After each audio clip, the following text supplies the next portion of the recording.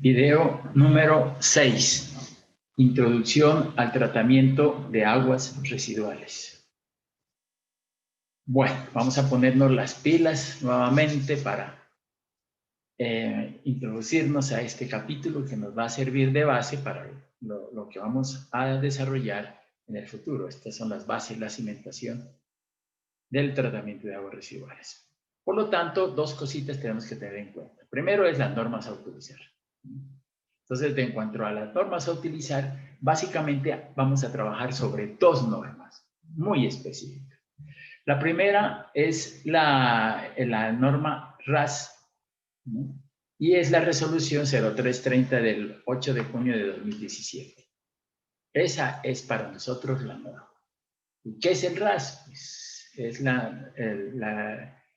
digamos, es el que nos da los parámetros de diseño de todos los sistemas de tratamiento de aguas residuales. El RAS contiene acueductos, alcantarillados, plantas de potabilización, tratamiento de aguas residuales y residuos sólidos. Entonces, uno de esos capítulos es el tratamiento de aguas residuales. Por lo tanto, en uno de los acápites de esta resolución está lo de tratamiento de aguas residuales y entonces por eso lo mencionamos, nos va a dar los parámetros de diseño. Claro que no muchos, porque el nuevo RAS le quita muchos parámetros de diseño, pero nosotros vamos a ver si le introducimos algunas cositas para, digamos, que la información que nos llegue sea mejor que la que da el mismo RAS. Entonces, dice, por la cual se adopta el reglamento técnico del sector de agua potable y saneamiento, expedidas por el Ministerio de Vivienda, Ciudad y Territorio. Entonces, ustedes van al internet y dicen la resolución 0330 del 8 del 2017 y listo, ahí la tienen en internet. Debe de tenerla ustedes y sobre todo el capítulo correspondiente a aguas residuales. Pero no solamente vamos a trabajar en esto, sino dice, de igual manera, las consignadas en la resolución 0631 de marzo de 2015 del Ministerio del Medio Ambiente, por el cual se establecen los parámetros y los valores máximos permisibles de vertimientos puntuales a cuerpos de agua superficiales y a los sistemas de alcantarillado público. Esta resolución 0631, pues ya la empezamos a trabajar, ¿no? ¿En cuál? En la calidad del agua. ¿Recuerdan? La última que vimos fue este tipo de resolución, que era cuando evacuábamos a aguas, a un río, ¿no? Aguas superficiales o también podíamos botar las aguas a un alcantarillado. Entonces eso ya lo vimos, pero tenemos que estar mencionándolo totalmente porque esta es una resolución importantísima. O sea, estas son las dos que tienen que tener en cuenta para nuestro estudio. Dice, es de notar que determinadas empresas de acueductos y alcantarillados se rigen por normas propias elaboradas con base en el estudio de su área de influencia, ¿no? Por lo cual los diseños en estos casos particulares deben ceñirse por sus propias normas. Entonces yo diría empresas de acueductos, alcantarillados, ¿no? Ellas son los que hacen la planta los que trabajan en aguas residuales y entonces tienen normas propias. Entonces, por ejemplo, empresas públicas de Medellín o empresas de acueducto y alcantarillado de Bogotá, ¿no? O empresas municipales de Cali tienen sus normas, sus reglas propias y entonces ellos no se acogen. Aquí está, vamos a ver esta resolución 0330 del 2017. Esta resolución yo hice un seminario, ¿no? Sobre este tipo de resolución y entonces este seminario que hice fue uno que dictó el Ministerio del Medio Ambiente en Cali, entonces en base a eso yo lo dicté el seminario aquí en Pasto sobre este RAS. Bien, pero por eso dice resolución, socialización, viene concentrado, ¿no? El RAS es muy grande, muy extenso, y lo que se hace en que yo les voy a enviar, está socializado esa resolución, es concentrado la información. Entonces, caudales de dimensionamiento. Una de las cosas que uno tiene que saber de un sistema de alcantarillado, pues ya lo van a ver ustedes o los que ya hayan visto de acueductos y alcantarillados, es que hay diferentes tipos de alcantarillado. Hay alcantarillados de agua y lluvias, donde lleva solamente las aguas lluvias. hay otros tipos de alcantarillado que llevan aguas sanitarias. O sea, por un tubo aguas sanitarias. O sea, por un tubo lavas aguas lluvias y otro las aguas sanitarias de la parte residencial, industrial y comercial. Pero hay otros alcantarillados, ¿no?, que llevan en un solo tubo aguas sanitarias y aguas lluvias. Estos son los que se llaman alcantarillados combinados. Entonces, cuando vamos a trabajar los alcantarillados, pues podemos diseñar alcantarillados separados, donde por un tubo vayan las aguas sanitarias y por otro las aguas lluvias, o también combinado por un solo tubo aguas sanitarias y aguas lluvias. ¿Cuál es el principal problema en estos casos? Es que las aguas sanitarias son muy pequeñitas en relación con las aguas lluvias, ¿no? Y entonces, si nosotros llevamos, por ejemplo, vamos a poner un ejemplo, de 100 litros por segundo. Cuando usted lleva un caudal de 100 litros por segundo, aproximadamente el 95% son aguas lluvias y el 5% de aguas sanitarias. Entonces, ¿qué pasa bajo esa consideración? Que si yo tengo 100 litros por segundo y me voy a hacer una planta de tratamiento, pues la planta de tratamiento me va a salir grandísima, ¿no? Aunque haga reboses o evacúe, ¿no? Evacúe algunas aguas al río que generen una cierta dilución por medio de aviaderos, pero tengo que botar esas aguas al río. Sin embargo, pues las aguas, cuando se mezclan, el caudal es bastante elevado y la planta de tratamiento me sale grande. Sin embargo, si yo hiciera el alcantarillado sanitario, solamente tendría que hacer una planta de tratamiento para que me traten 5 litros por segundo. Ahí en ese caso la planta de tratamiento es más pequeña, porque es solamente para 5 y es solamente la parte sanitaria, porque las aguas lluvias, pues dicen que no tienen dilución por materia orgánica, pero sí la tienen. Bueno, entonces lo primero que hay que hacer pues es hallar dimensionar cuáles son los caudales de cada una, y está hablando, ¿no? ¿Y cómo se miden los caudales? ¿No? Dice, para la determinación del caudal de descarga deben efectuarse por lo menos 3 jornadas de medición horario durante las 24 horas del día, y en cada uno de los emisarios que se consideren representativos. O sea, yo tengo que medir caudales. Si ya existe, pues tengo que medirlo. Si no existe, pues sí, en base a datos, determinar cuál es el caudal. Bueno, con estos datos debe determinarse los caudales medio y máximo horario representativos de cada descarga y el factor de mayoración correspondiente. Esto, pues, es cuando se tiene. Los caudales deben relacionarse con la población de aporte de cada descarga para determinar los correspondientes aportes de agua residual per cápita.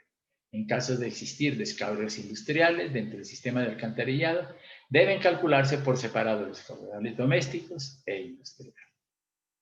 Deben efectuarse mediciones para determinar la cantidad de agua de infiltración y otros caudales afluentes asociados a conexiones cerradas al sistema de alcantarillado. Entonces, por ejemplo, miren, cuando yo tengo un alcantarillado sanitario, ¿qué quiere decir? Que solamente viene de las viviendas y las casas y la industria, etcétera, pero no de aguas lluvias. Las aguas lluvias, como ustedes saben, pues mucha agua. Entonces, lo ideal es que nuestro alcantarillado sanitario solamente vengan agua sanitaria, las aguas lluvias por separado. Pero en alcantarillados combinados sí nos toca meterlo en un solo alcantarillado, agua lluvias y agua sanitaria. Y ahí el problema, que las plantas de tratamiento pues serían excesivamente grandes. Entonces, bajo esta consideración, ¿no? Lo que debemos hacer es diseñar, si voy a hacer uno, alcantarillados por separado, ¿no? Pero muchas veces en el alcantarillado, ¿no?, las viviendas de ustedes, ¿no? Si no se tiene un buen control, muchas veces las aguas lluvias las metemos al alcantarillado sanitario. Sobre todo de las viviendas, de los patios, de los techos, muchas veces metemos esas aguas al alcantarillado sanitario y eso se sobrecarga, ¿no? Entonces, son conexiones o elementos cerrados que se hacen y que hacen que el caudal sanitario sea mayor. Entonces, dice, entonces factores para caudales de infiltración. de modo que puedan proyectar el caudal esperado. O sea, hay casos, bueno, hablemos de caudales de infiltración. Las infiltraciones, puede ser que las tuberías, por más selladas que estén, o los pozos tengan aguas de infiltración, y entonces esas aguas van al alcantarillado. Entonces debemos contabilizar aguas que se penetran dentro del alcantarillado sanitario, producto de la infiltración del agua en las tuberías. Eso lo veremos en otra parte. Estimación del caudal máximo. Al mismo tiempo dice que se efectúan las mediciones de caudales máximos en los colectores.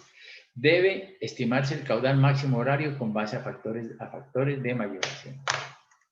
Esto es el caudales durante periodos de lluvia, ¿no? Entonces, fíjense ustedes que cuando llueve, pues hay un caudal elevadísimo. Y sobre todo cuando son los alcantarillados combinados, por ejemplo, de 100 litros por segundo. Si no llueve, el tubo está llevando 5 litros por segundo. Pero si llueve de manera torrencial, el caudal que lleva el tubo sería de 100 litros por segundo. Entonces, eso hace que las aguas lluvias tengan digamos, un tratamiento especial. Y es mucho mejor, pues, llevar las aguas lluvias por separado y las sanitarias. El problema de esto es que si yo voy a meter separadas, el costo del alcantarillado es mucho más elevado. Por eso anteriormente las normas hablaban de que separemos los alcantarillados, pero el gobierno se dio cuenta que el costo era elevadísimo y después los combinó. Y dijo, no, utilicemos un elemento que se llama factor de dilución y entonces para no hacer las tantas de tratamiento tan grandes. Bueno, ¿qué más? A ver, vamos a ver. Dice aporte institucional e industrial a las aguas. Pues hay aportes, ¿no?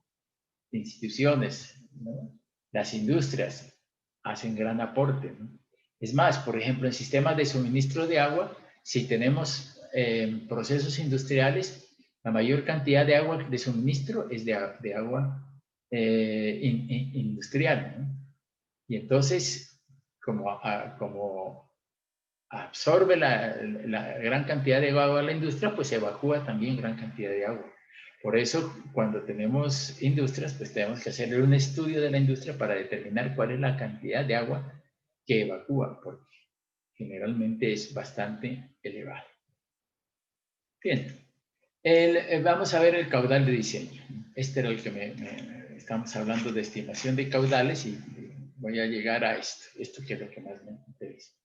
El diseño hidráulico de la planta debe hacerse para el caudal máximo horario. Ojo, ¿no? Máximo horario.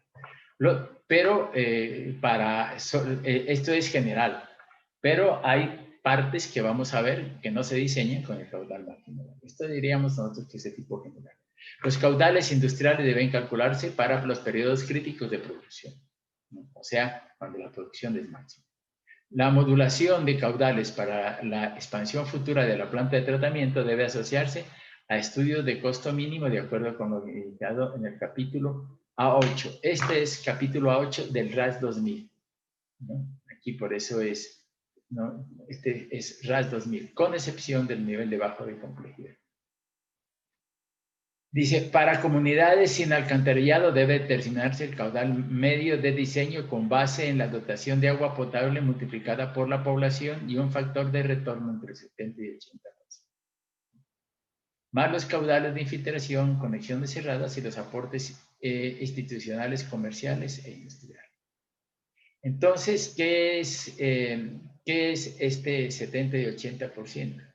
Miren, yo digamos que cada uno tiene su dotación, ¿no? En la casa tiene su dotación. Entonces, digan ustedes que por 5 personas que estén en una vivienda, digan ustedes que necesitan 500 litros día, ¿no? Entonces, ellos les llega sus 500 días, lo utilizan para sus necesidades y botan. ¿Dónde botan el agua? En el alcantarillado. Entonces, ¿qué quiere decir? Que de lo que se suministra, generalmente el 70-80% de lo que se suministra en el sistema de suministro de agua del acueducto, el 80% va al alcantarillado. Por eso dice un factor de retorno del 70-80%. Más los caudales de infiltración y conexiones cerradas, ¿no?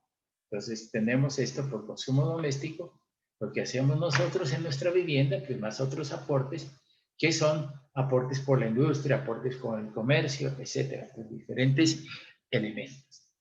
Entonces, vamos a ver cómo vamos a obtener el caudal de diseño de la planta de tratamiento de aguas residuales. Esto es similar como el caudal de diseño que nosotros utilizábamos para el sistema de acueducto, para la captación, el desalinador, la planta, etcétera. También las aguas residuales, pues también tienen su caudal de diseño. Entonces, decíamos nosotros que vamos a ver aportes domésticos. Esto de aportes domésticos, ¿qué tiene que ver con uno?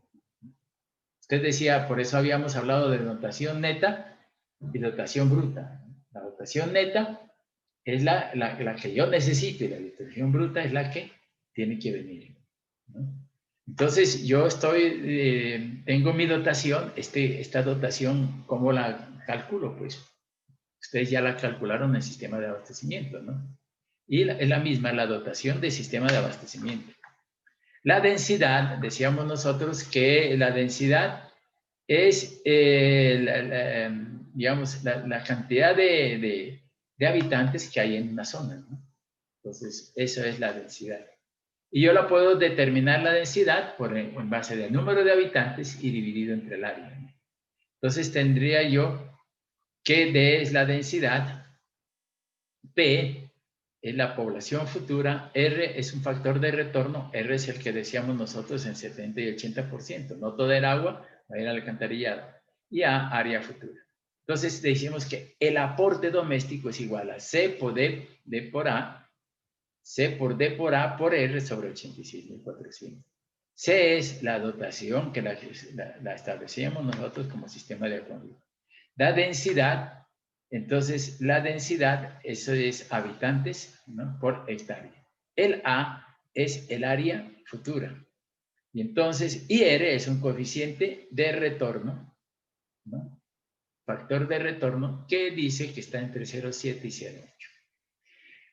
Densidad por área, densidad por área, pues habitantes por hectárea, lo que me va a dar es una población. Entonces, el caudal de diseño puede ser igual a esto, o también sé que es la dotación por la población. ¿Qué población? Futura. Por eso el coeficiente de retorno sobre. Y entonces aquí tenemos el caudal de diseño de aguas residuales. Fíjense, antes era el caudal de diseño de agua potable. Entonces era dotación por población sobre 86.400, ¿no? C por R, ¿no?, pero aquí ya empieza a haber un coeficiente de retorno, dotación por población por R, ¿no?, que es el coeficiente de retorno porque no todo va a la cantidad. La segunda alternativa, esta dice, de la ecuación es recomendable para poblaciones pequeñas, ¿no? Y esta, pues ya, por ejemplo, Pasto ya está en función de densidades, ¿no? Entonces aquí la dotación aquí entra el criterio de densidad. Bueno, como en acueductos habíamos establecido, o se establece caudal medio, caudal máximo diario y caudal máximo horario. Pues en aguas residuales también establecemos lo mismo. Caudal medio diario de aguas residuales, ¿no?, caudal máximo diario, caudal máximo horario y caudal medio mensual. Hay otro elemento que es caudal medio mensual. Entonces vamos a ver cómo se determinan esos elementos en cada uno de estos diseños. Entonces veamos a ver el caudal medio diario de aguas residuales. Y si el caudal medio diario de aguas residuales para un colector con un área de drenaje dada es la suma de los aportes domésticos, industriales, comerciales e institucionales, ¿no? Eso es. ¿Qué aporte es? Doméstico. Entonces yo digo, mi aporte doméstico es esto o esto.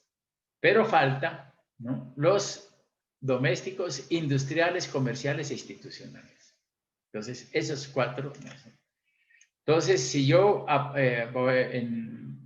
puedo determinar, así como en acueductos sabíamos consumo doméstico, industrial, comercial e institucional, de la misma manera, pues yo puedo determinar el consumo doméstico, el caudal de aguas residuales doméstico, aguas residuales industriales, comerciales e institucionales. Y estos cuatro me dan el caudal medio diario. Fíjese estos cuatro me dan el caudal medio diario. El caudal máximo diario, el caudal máximo, diario, dice, el caudal máximo diario es la base para establecer el dimensionamiento de los tanques de regulación, el sistema de bombeo de lodos y la dosificación química de aguas residuales.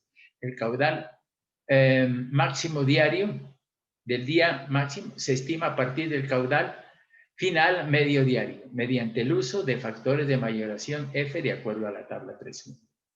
Entonces, el caudal máximo diario va a ser igual al caudal medio diario, el que establecimos nosotros por esto, más un factor F de mayoración.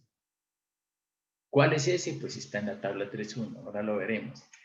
El caudal máximo horario. El máximo horario es la base para establecer el caudal de diseño de una red de colectores de un sistema de recolección y evacuación de aguas residuales. El caudal máximo horario del día máximo se estima a partir del caudal final medio diario mediante el uso de un factor de mayoración. Entonces dice, máximo horario es factor por el caudal medio diario. Este medio diario, máximo diario, medio diario por F, medio diario por F. Entonces, aquí se establece cuál es ese factor de mayoración. Dice, el factor de mayoración para estimar los caudales con base en el caudal medio diario tiene en cuenta las variaciones en el consumo de agua por parte de la población. Entonces, el valor del factor disminuye a medida que el caudal medio considerado aumenta, pues el uso del agua se hace cada vez más heterogéneo y la red de colectores puede contribuir cada vez más a amortiguar los flujos. El valor de F puede considerarse de acuerdo a la tabla 3.1, factor de mayoración. Ahora sí vamos a ver cuál es ese bendito factor de mayoración. Esto tiene que ver, dice tabla 3.1, fuente RAS. Muy importante esto, la fuente es el RAS, o sea, el 0,330. Anteriormente había otra manera de calcular esos parámetros, pero ahora hay esta manera. Entonces dice caudales de diseño y factores picos para caudales. Entonces dice caudal medio de diseño. Entonces, ¿cuál es el caudal medio de diseño? ¿Qué más habla? Del caudal máximo horario, el caudal máximo diario y el caudal máximo mensual. Dice descripción. Bueno, dice caudal medio diario de capacidad de la planta. PTAR quiere decir planta de tratamiento de aguas residuales. Aplicación. El caudal medio de referencia, o sea, para el diseño. ¿No? Caudal de diseño de unidades de tanques sépticos. Cuando veamos tanques sépticos, el caudal de diseño de los tanques es el caudal medio. Entonces, dice, yo voy a hacer tanques sépticos, entonces el caudal de diseño es el caudal medio. Aquí me lo establece. Dice, caudal máximo horario, máximo volumen en una hora identificado en los registros estudiados. ¿No?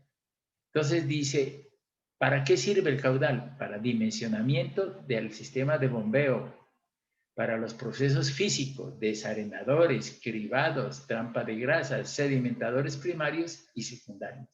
Allí tengo que utilizar el concepto de caudal máximo.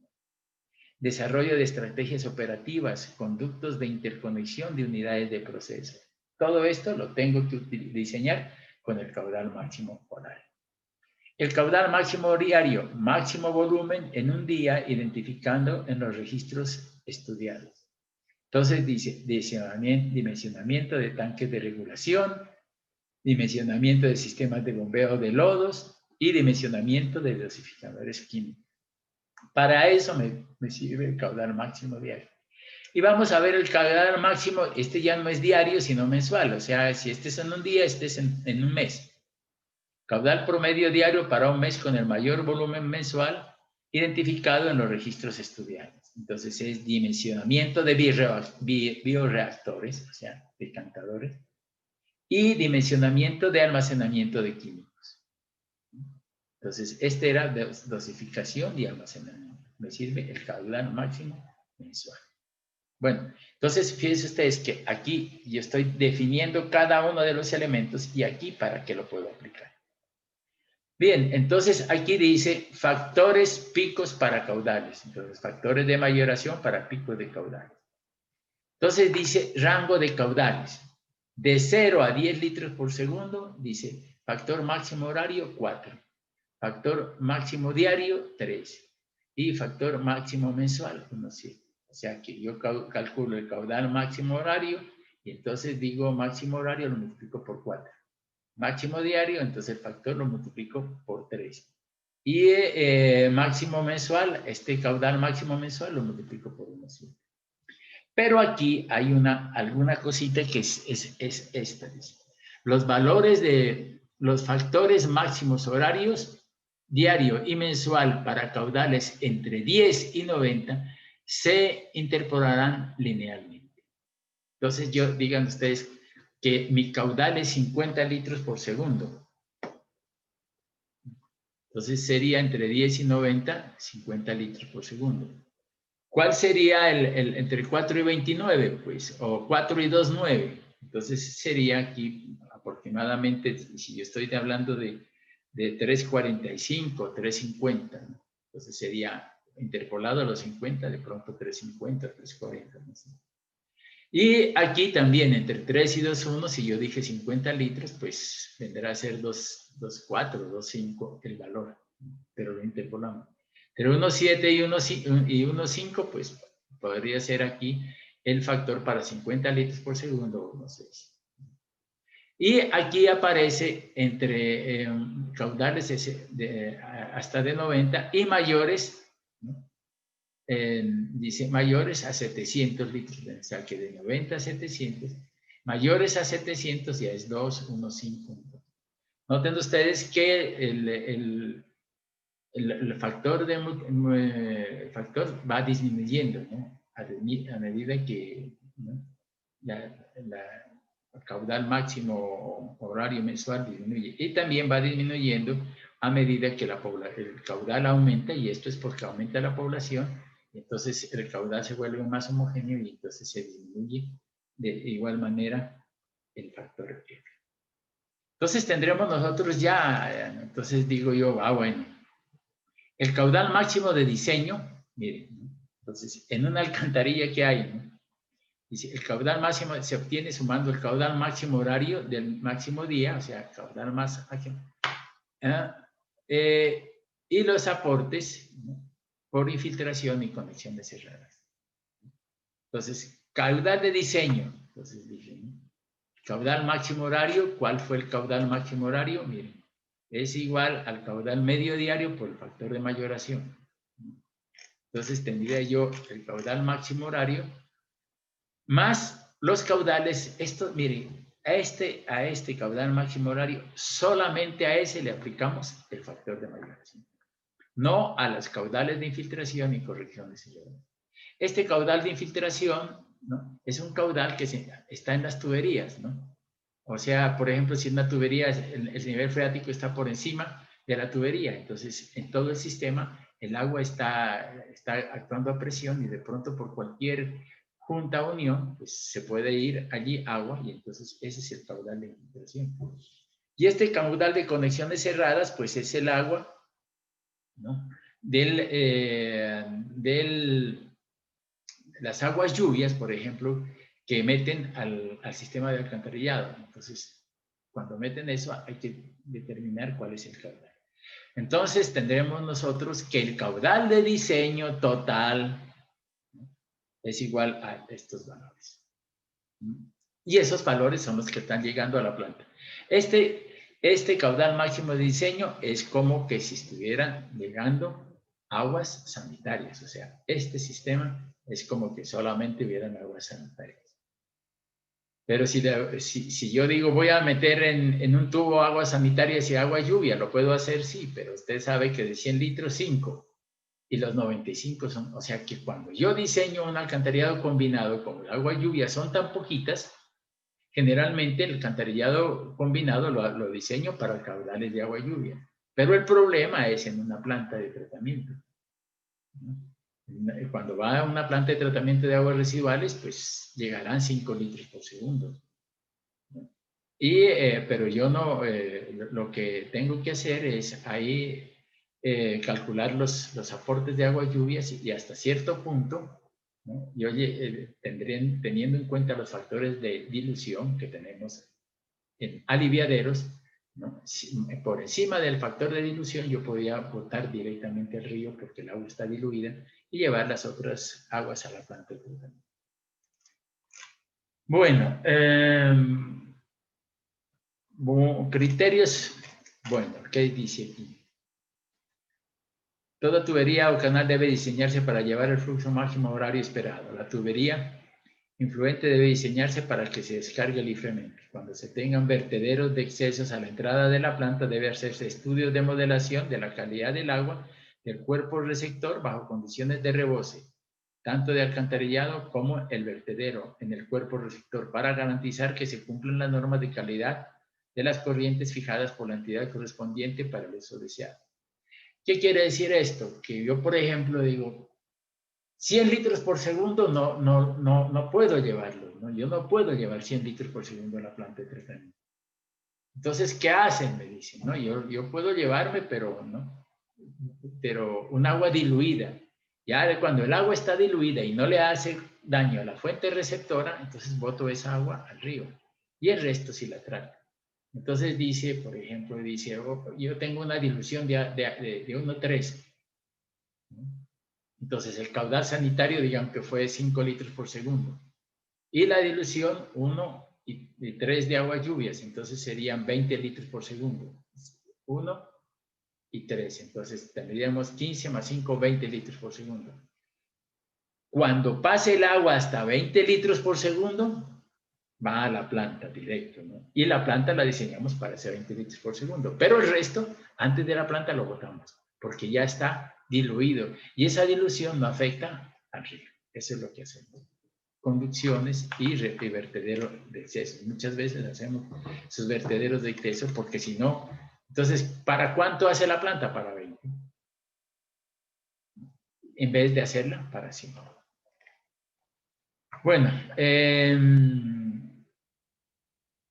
dice, la planta de tratamiento y el sistema de alcantarillado deben estudiarse de forma conjunta, de tal forma que su funcionamiento garantice la calidad del agua en los cuerpos receptores. Nosotros lo que vamos a hacer es minimizar ese impacto. Los parámetros de calidad de agua a cumplir serán fijados por la entidad reguladora de acuerdo con los distintos usos que se da al cuerpo de agua y que están contemplados en la resolución 631 del 2015, o la que la sustituya o modifique. Entonces dice criterios básicos para implantación de sistema de tratamiento de aguas residuales. Bueno, vamos a, estos son los criterios que no los trae ni la norma RAS, ni la norma RAS, la nueva norma, pero yo he creído que pues toca tenerlos, ¿no? Para ver qué criterios debemos de tener cuando hagamos una planta de tratamiento. Entonces, hay dos criterios, ¿no?, básicos, que es sistema de tratamiento en el sitio de origen y el otro, sistemas de tratamiento centralizados. Entonces, en el origen, por ejemplo, yo tengo una vivienda en el campo, ¿no?, y necesito hacer un sistema de tratamiento, pues entonces yo hago un tanque séptico, un filtro anaerobio y un campo de infiltración. Ese es en el origen, porque está cogiendo en la casa. Pero si yo voy a hacer una planta de tratamiento, ¿no?, para una localidad, entonces ya no estoy en el origen, sino son sistemas que se denominan centralizados. O sea, todas las viviendas se están mandando a un punto y yo trato el agua de ahí en adelante. Por lo tanto, estos sistemas de tratamiento son para zonas rurales, vereditas, alguna cosa que tengo, que yo vierto el agua directamente al río, ¿no? Por ejemplo, yo estoy tomando aguas abajo, el agua para el acueducto, y aguas arriba hay una vivienda. Entonces yo lo que hago es, pues, meterle un sistema de tratamiento a la vivienda para que la contaminación que me vierta al río sea una cosa mínima. Entonces hago un sistema de tratamiento en el río. En cambio, en el otro, pues ya tengo que hacer una planta de tratamiento. Aquí está la información necesaria: cantidad de agua residual, tipo de suelo, temperatura, uso de la tierra, prácticas agrícolas, estudios mínimos, inspección, estudios de suelos, ¿no?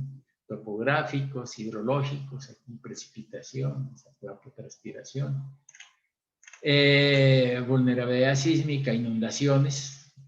Tengo que ver inundaciones. Había en el proyecto X, de cuyo nombre no quiero esconderme, pero hicieron planta de tratamiento en una zona de inundación.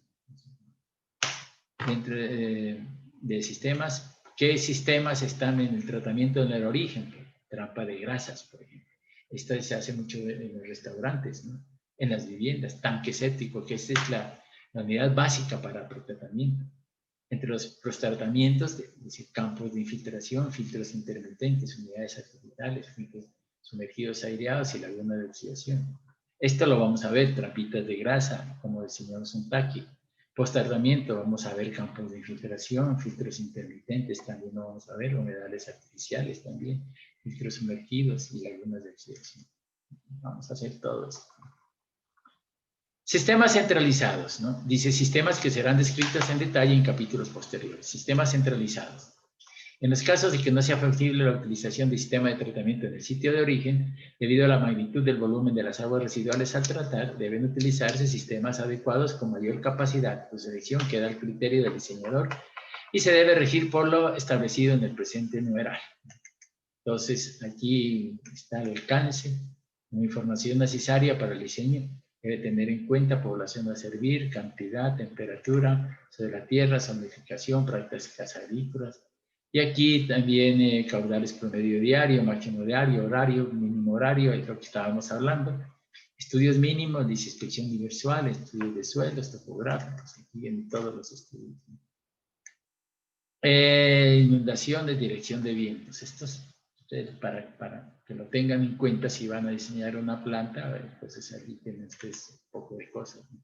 Selección del tratamiento, dicen, ¿no? Estudios de cobertura, estado del sistema de recolección. Se debe evaluar los siguientes parámetros de la red de alcantarillado de tal manera que se asegure la integración entre la planta de tratamiento y el sistema de recolección de agua. Aquí está, ¿no?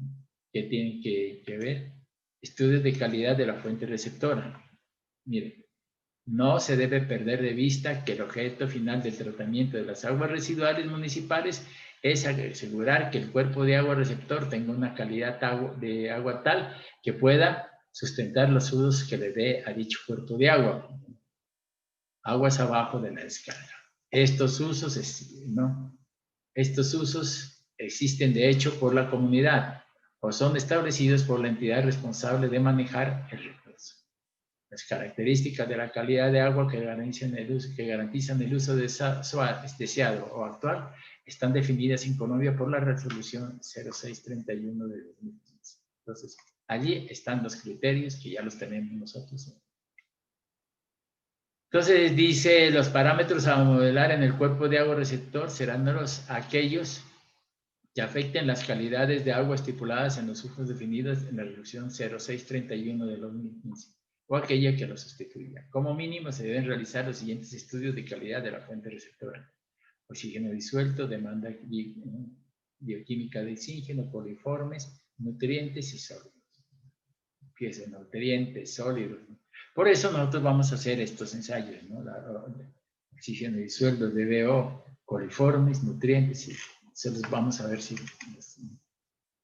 Bueno, aquí viene la selección de los sitios de ubicación de los sistemas centralizados, ¿no? Entonces tenemos nosotros, por ejemplo, dice, se deben considerar de manera específica los siguientes aspectos. Puntos de emisión de olores. Este es un problema que se genera en las plantas de tratamiento de aguas residuales, ¿no? Los olores. Entonces hay que hacerla alejada, ¿no?, de la población o disminuir esos olores, ¿no? Nosotros hacemos manejo ambiental de los sistemas para disminuir el sulfuro de hidrógeno que puede salir y entonces eso me causa malos olores, ¿no? Dice puntos de emisión de olores. Por ejemplo, hay muchos en el resalto hidráulico, la canaleta Parchan, ahí por haber turbulencia, ahí se generan muchos olores, ¿no? Entonces allí podemos nosotros tapar eso o hacer alguna cosa para minimizar esos olores, ¿no? Modelación de la dispersión atmosférica, evaluación de las concentraciones de sulfuro, hidrógeno, este es el que genera olores, ¿no?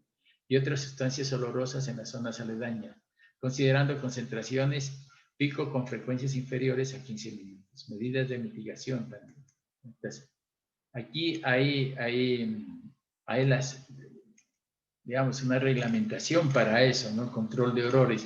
Aquí tenemos también una tablita, dice matriz de análisis para la ubicación de una nueva planta de tratamiento de aguas residuales cerca a áreas residenciales. Entonces aquí, ¿no? Tengo aquí una matriz que ustedes si van a hacer la planta de tratamiento tienen que considerar eso, ¿no? Todos estos elementos. Aquí en esta tablita dice modulación y expansión, estudio y análisis de alternativas. Entonces, generalmente, cuando yo hago una planta de tratamiento, tengo que buscar las alternativas, ¿no? Puedo hacer un sistema convencional, o un sistema de lagunas, ¿no? O sistema de reactores USB con lagunas, ¿no? O muchas cosas que se puede hacer en este tratamiento de aguas residuales.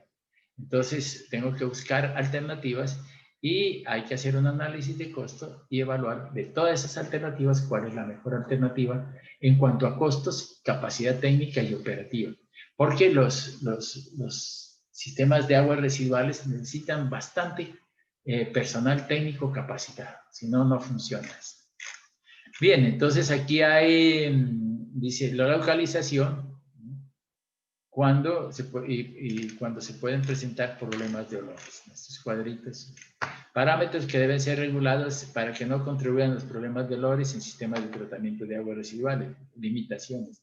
A pHs por debajo de 8, el sulfuro cambia a sulfuro de hidrógeno gaseoso. Problema. Temperatura, etc. Entonces aquí hay una clasificación de confiabilidad de las plantas, ¿no? Okay, lo dejé allí para que ustedes lo vean y lo estudien y si tienen que hacer esto, pues tengan ese material allí, ¿no? Aunque yo mucho ya les quité de lo que tenían en el criterio, en el libro original ya está mucho quitado. Ahora sí dice perfil hidráulico de la planta. El diseñador debe realizar un perfil hidráulico de la planta de tratamiento en donde indique claramente las cotas de la lámina de agua de cada uno de los procesos. O sea, esta es la cota del agua en el pretratamiento primario, estas son las cotas del agua en el secundario y en el terciario, y ahí tengo un perfil hidráulico de la planta. Referenciadas estas a las cotas del terreno natural, indicando en el plano las zonas de excavación y relleno. Se debe verificar que la cota de entrega del efluente final permita el flujo al receptor bajo condiciones hidrológicas de una creciente con periodo de retorno de 25 años.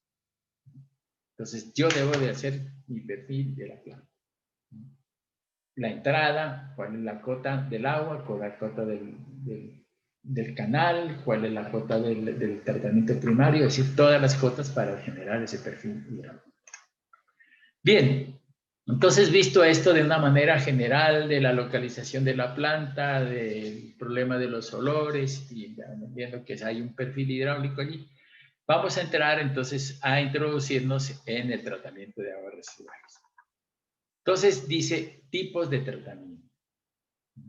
Está lo que se denomina pretratamiento. Estos son procesos físicos, eliminación de materia, grasa, arenas y grasas. Entonces aquí, si vemos en este gráfico, sería el pretratamiento. Aquí en esta parte. Viene el agua residual y lo puedo sacar los sólidos. Y una vez que he sacado los sólidos, también puedo yo sacar las arenas y las grasas. Esto es lo que se llama tratamiento preliminar. Por eso es un proceso físico de materia, grasa, arenas y grasas. Entonces yo voy en el pretratamiento, en esta partecita, que es esto, este sería un pretratamiento. Grasas, ¿no? Arenas, grasas y sólidos. Entonces, por ejemplo, aquí dice un desarenador. Desarenador, ¿qué quiere decir? Quitar arenas. Es como los desarenadores que hacemos en acueductos, pues también quitamos arenas. Aquí también vamos a quitar arenas. Pero hacemos otra cosa, que es también un problema que se puede generar en estos procesos, quitarle las grasas. Porque si no lo quitamos, muchas veces, si hay mucha grasa, no me permite esa grasa que el oxígeno del aire penetre en los procesos de tratamiento. Entonces eso disminuye la eficiencia. Por lo tanto, en este sistema es de desbaste o se quita sólidos y aquí grasas y aceites. Esto es lo que se denomina pretratamiento. Bien, tratamiento primario, dice. Procesos físico-químicos y bioquímicos que cumplen los requisitos de eliminación de DBO y sólidos. ¿Qué es la DBO? Es el contenido de materia orgánica. Entonces, una DBO alta quiere decir que hay alta materia orgánica. Una DBO baja, que hay baja materia orgánica. Pero eliminan DBO y sólidos. Pero ya voy a ver que lo que más elimina el tratamiento primario, que es mira, esta es decantación primaria. Aquí vamos a hacer tratamiento primario, o sea, un decantador primario. Es desarenador y va. ¿Qué va a quitar la decantación primaria? Pues materia orgánica y sólidos en suspensión. Por eso nosotros tenemos que hacer en el laboratorio cuántos son los sólidos y cuánto es la materia orgánica, porque necesitamos nosotros para el proceso de tratamiento. Entonces, elimina, pero lo que más elimina son sólidos. La materia orgánica la elimina, sí, pero poquito. Poquita materia orgánica y gran cantidad de sólidos. Bueno, el tercer elemento son los tratamientos secundarios. Tratamientos con procesos biológicos que cumplen los requisitos de eliminación de materia orgánica, DQO y sólidos en suspensión. Entonces, miren ustedes, vamos a ver. Este es un tratamiento secundario. Este es un tratamiento secundario. Entonces, ¿de qué está compuesto el tratamiento secundario? De un bioreactor, ¿no? Y una sedimentación secundaria, ¿no? Entonces, este es un proceso biológico, ¿no? Aquí voy a meter la materia orgánica, los microorganismos, les voy a dar temperatura para que crezcan y se coman toda la materia orgánica que tengan ahí. Entonces, estos son eliminación. ¿Qué van a eliminar? Materia orgánica. ¿Y cómo lo hacen? Pues los microorganismos se comen esa materia orgánica. Y entonces los microorganismos se engordan y una vez que se engordan forman flóculos y entonces aquí hay un sedimentador que coge esos flóculos que están aquí y los decanta. Entonces, un tratamiento secundario está compuesto por un sistema de tratamiento biológico, porque estos son microorganismos que están aquí, la materia orgánica llega, el alimento la materia orgánica es el alimento, los microorganismos comen ese alimento y para generar su energía, pues viene el oxígeno que se le introduce a esto. O, ¿no? En este caso, pues ya tienen el oxígeno y entonces comen los alimentos y aumentan su propia biomasa. Una vez que están aquí, pues ellos ya están muy gordos, generan los flocs y estos flocs pasan aquí a la sedimentación secundaria, donde los flocs son decantados y el material y el agua ya decantada sigue por los flocs, llegan al fondo y esto sí. Entonces, ese es un proceso de tratamiento secundario, dice tratamiento con procesos biológicos que cumplen los requisitos de eliminación de materia orgánica, de QO. ¿Elimina de inorgánica? Sí, algo. Sólidos, pues también elimina, pero ya no es tanto porque este proceso, tratamiento primario, eliminó la mayor parte de sólidos, pero también materia orgánica y algunos sólidos. Los tratamientos terciarios, dice, tratamientos con procesos para la eliminación de nutrientes, nitrógeno y fósforo. Estos dependen del tamaño de la población. Entonces, pasa aquí, y yo diría que este efluente, pues podemos nosotros ya tener esta agua y podemos eliminar nutrientes. Podemos hacer un tratamiento terciario que me elimine nitrógeno y fósforo. Pero eso no lo vamos a hacer porque mejor dicho, no tenemos ni tratamiento primario porque la planta, ¿no? Nosotros no tenemos tratamiento ni primario, peor vamos a hacer eso de eliminación de nutrientes. Tardará unos 20 años. Y hay tratamientos terciarios, eso es lo que ya habíamos hablado, y tratamientos más exigentes, requisitos más rigurosos para cumplir otra directiva.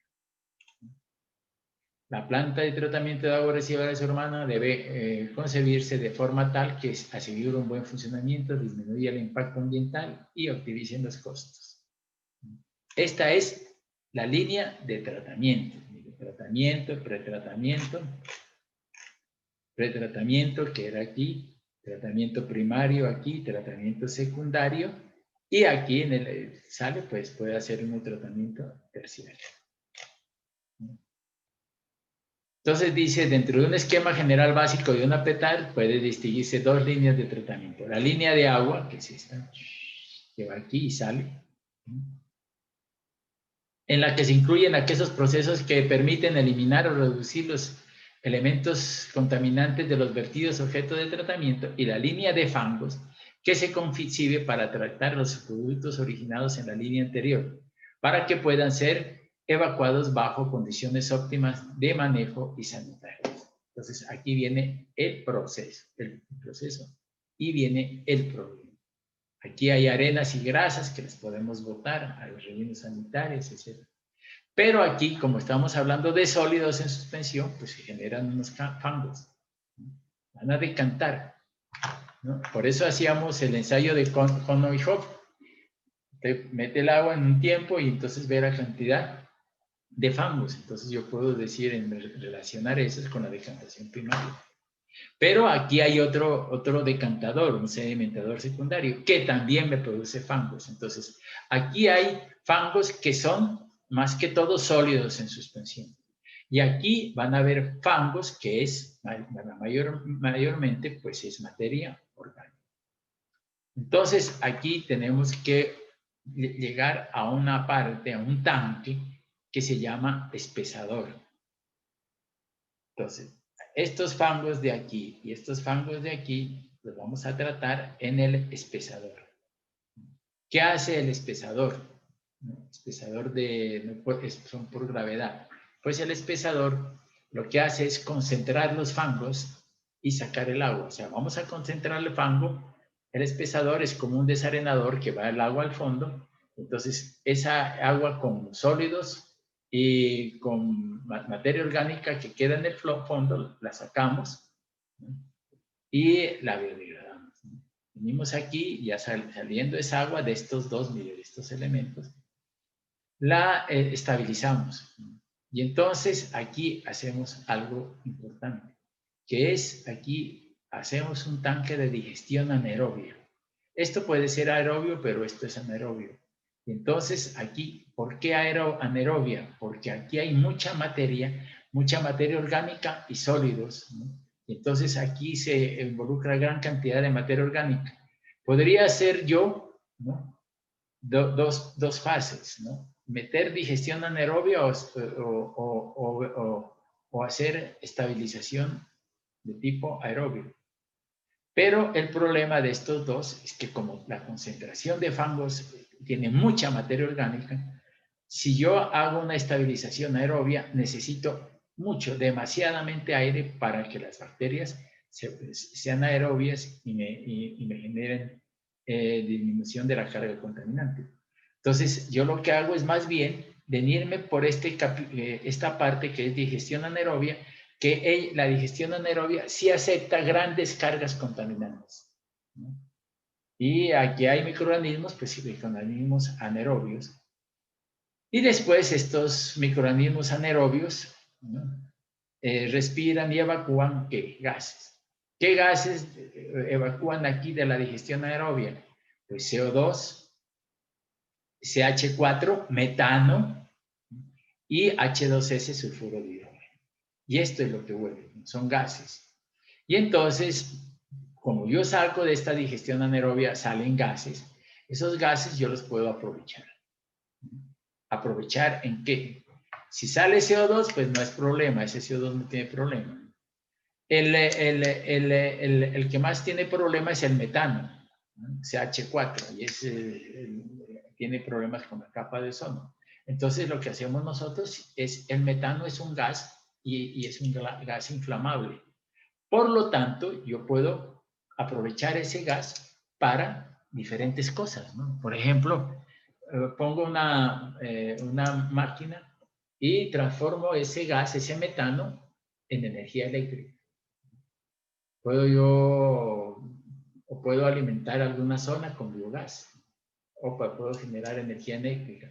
Cuando la cantidad de gas que sale es muy buena, pues yo aprovecho ese gas, ¿no? Lo limpio, saco el metano, y ese metano es explosivo, y le pongo una máquina termodinámica, y eso hace que este gas explote y pueda generar energía. Entonces, fíjese usted que por aquí hay una plática que se puede sacar, ¿no? Y eso, de hecho, muchas veces hacen eso en plantas grandes, ¿no? Tienen el gas aquí, hay una digestión anaerobia, pues meto gas, ese gas que sale, y aquí pues genera energía. Y esa energía me sirve para los procesos de tratamiento de la planta. O si no, si ya le sobra mucho gas, pues lo puede vender, ¿no? Bueno, tenemos esto, ¿no? Este camino por acá o este camino por acá. Pero, ¿para qué hacemos digestión anaerobia?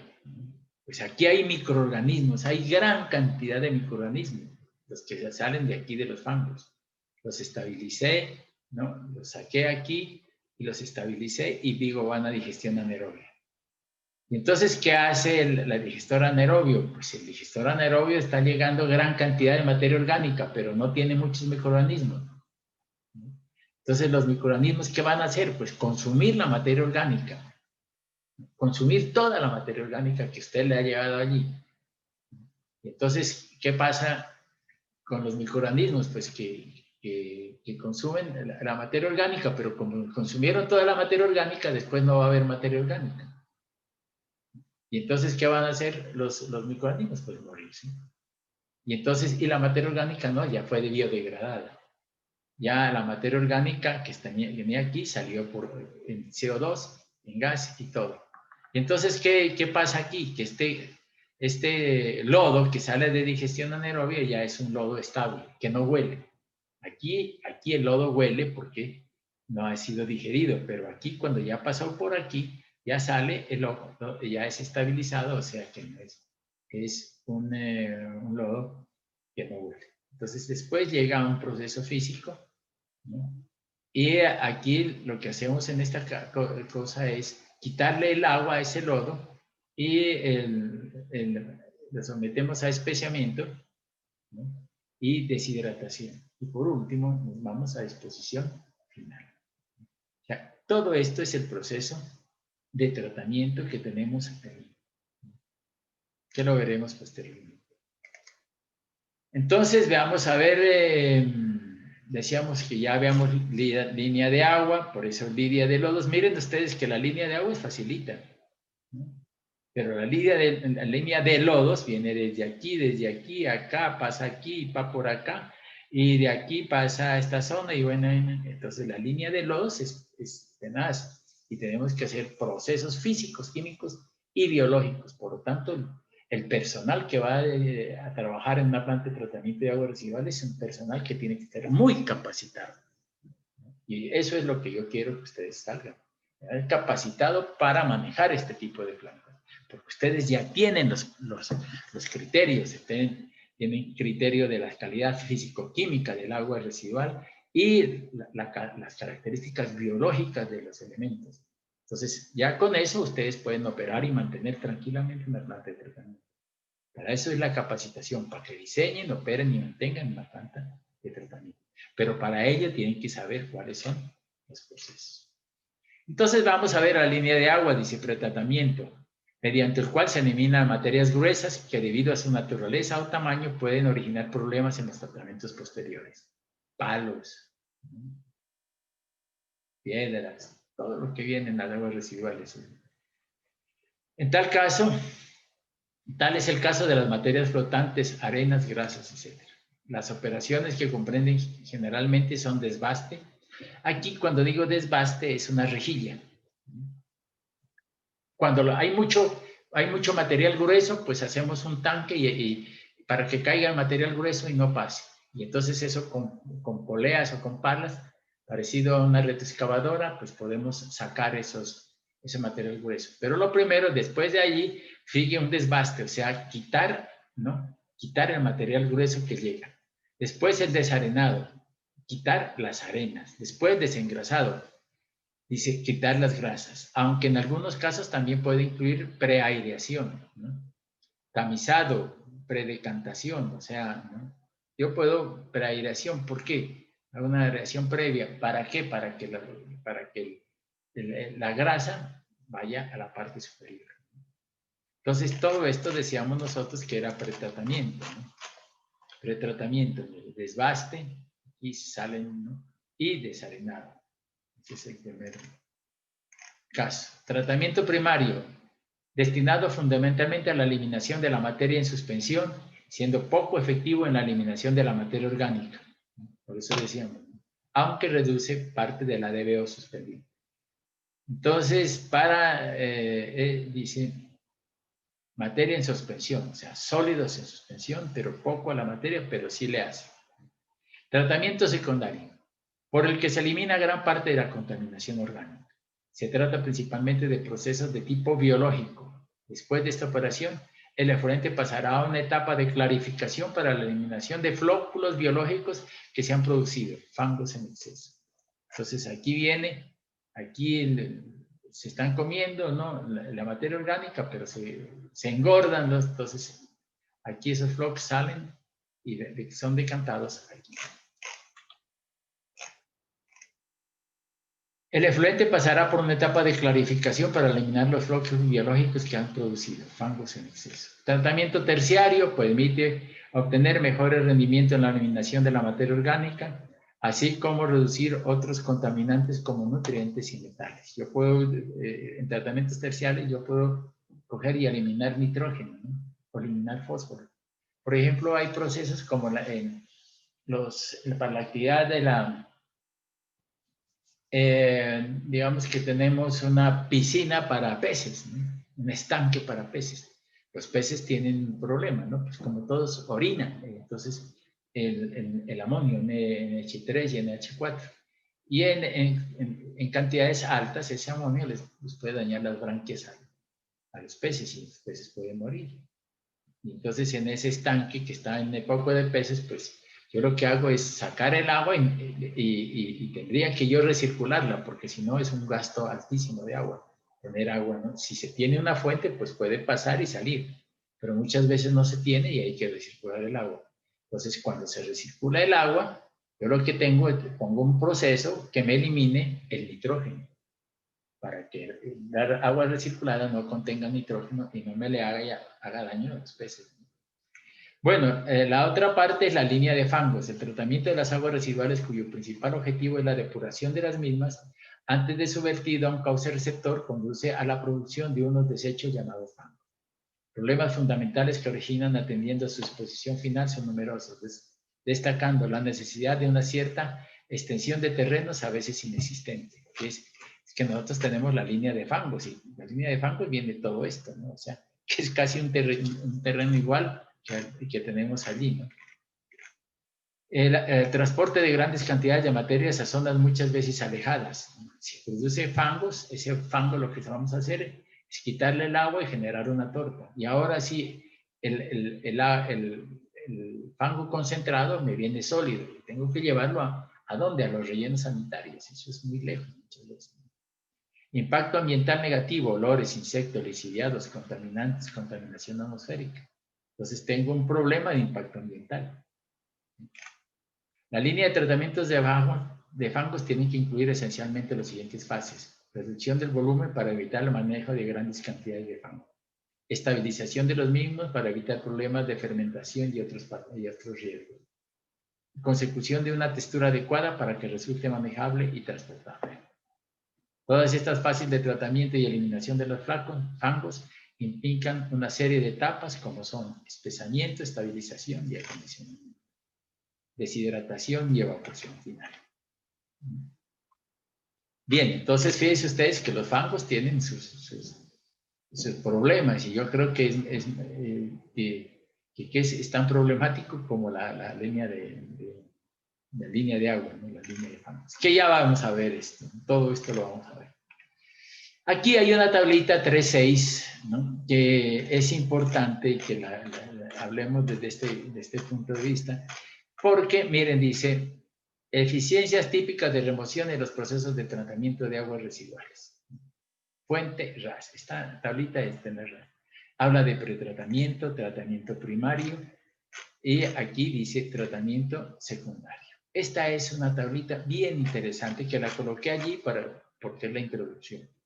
Dice, unidades de tratamiento, por ejemplo, pretratamiento, cribado o desbaste, rejillas, desarenadores, dice, trampa de grasas, ¿no? Tratamiento primario, dice, sedimentación primaria, lagunas anaerobias, tanques sin Hoff, ¿no? Tratamientos secundarios, dice, reactor USB, lagunas, ¿no?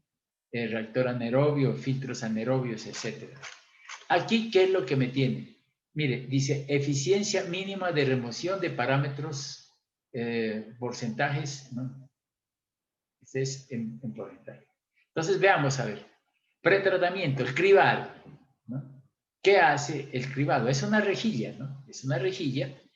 La DBO no la elimina, porque solamente la materia orgánica, o sea, poquito de DBO. DDQO también no le hace nada a este cribado. Los sólidos, pues el cribado de pronto sí, dice sólidos suspendidos totales, sí. Y los sólidos suspendidos disueltos, 0,6, dice, al 6%. Grasas y aceites, ¿qué remueve? Patógenos, no. Observaciones, dice. Remociones con dice, limitaciones y microbiológicos. Entonces tenemos eso. Entonces, por ejemplo, dice desarenadores. ¿Qué hace? Mire, la remueve de 0 a 5. La DQO de 0 a 5. Los sólidos tanto. Los sólidos disueltos no aplica, dice. Entonces, grasas no hay. Trampa de grasas en los pretratamientos. Dice, ¿no? Los sólidos suspendidos totales los remueve. Grasas y aceites, sí, 80-95. En tratamiento primario, dice, sedimentación primaria. La remoción de DBO, miren ustedes, ¿no? Es del 30%, ¿no? La DQO entre 30 y 40%, ¿no? Pero miren ustedes que en el pretratamiento, en desarenadores, por ejemplo, materia orgánica no la remueve, pero sí en el tratamiento primario.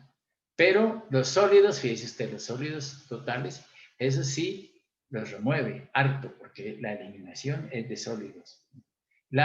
Sólidos suspendidos disueltos entre 70 y 85%, alta, ¿no? Porque el tratamiento primario remueve sólidos, ¿no? Grasas y aceites, y patógenos.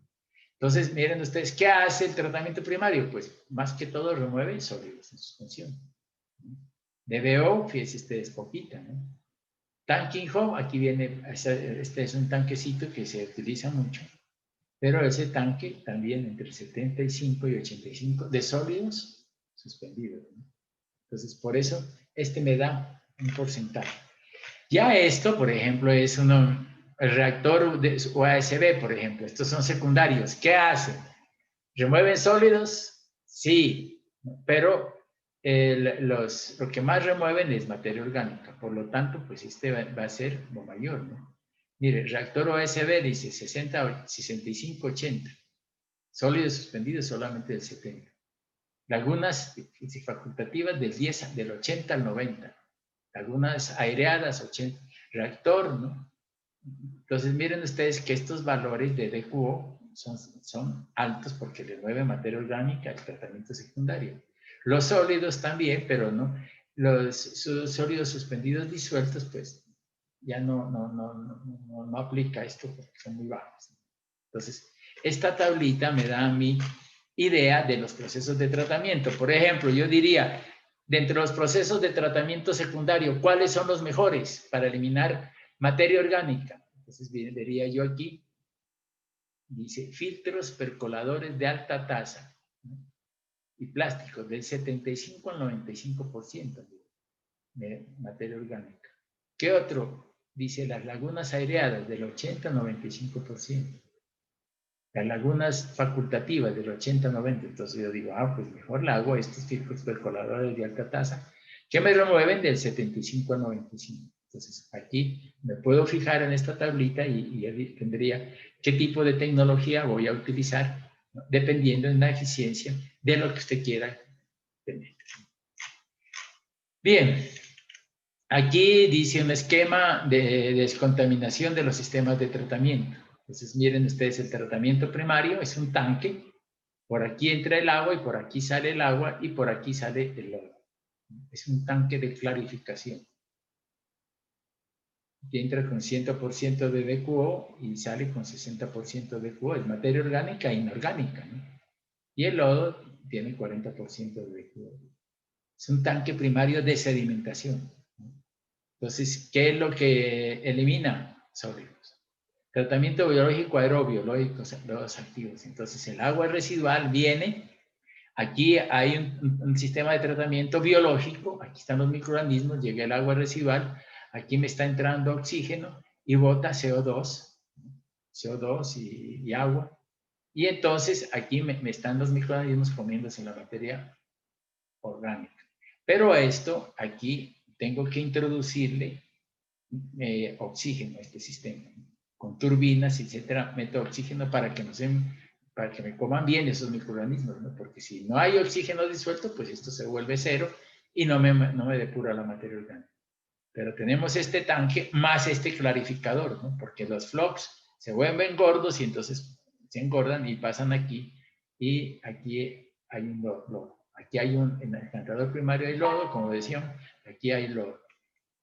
Y un tratamiento biológico anaerobio, por ejemplo, ¿no? Aquí este es un tratamiento biológico aerobio. Pero en el tratamiento biológico anaerobio no existe, sale CO2, pero aquí se introduce oxígeno. Esa introducción de oxígeno nos cuesta plata, ¿no? Porque necesitamos turbinas, moverlas, introducirlas. En cambio, en este tenemos nosotros agua residual y en este tanque y va a eliminar la materia orgánica, sí, pero los microorganismos son anaerobios y no necesitan oxígeno. Entonces, este sí necesita y este no. Pero resulta que estos aerobios comen más que estos, más rápido que estos son más lentos. Por lo tanto, los procesos aerobios, si bien necesitan oxígeno, las instalaciones son más pequeñas. En cambio, en estas, como no necesitan oxígeno, las instalaciones tienen que ser mucho más grandes. Entonces dice, esquema de decontaminación de los sistemas de tratamiento. Hay aquí, ¿no? Esta figura que dice etapa de tratamiento en plantas de tratamiento, ¿no? Filtro biológico percolador, dice, ¿no?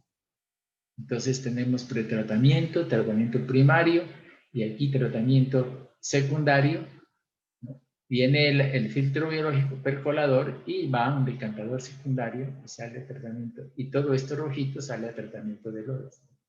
Aquí hay un reactor anaeróbico de flujo ascendente, ¿no? De pretratamiento, miren ustedes, el reactor anaerobio de flujo ascendente, que es un USB, el agua sale aquí a tratamiento secundario y va a un sedimentador secundario. Aquí están varios modelitos que los he puesto allí para que vean más o menos cuáles son los procesos. Bien, señores estudiantes, entonces con esto terminamos esta introducción al tratamiento de aguas residuales y ya con todos la parte de biología del agua, de la calidad del agua, criterios, normas, y entonces ya vamos a empezar a ver cómo vamos a diseñar cada uno de estos elementos. Les agradezco su compañía y con esto damos por terminado esta sesión y lo único que me falta decirles es que energías positivas siempre. Muchas gracias.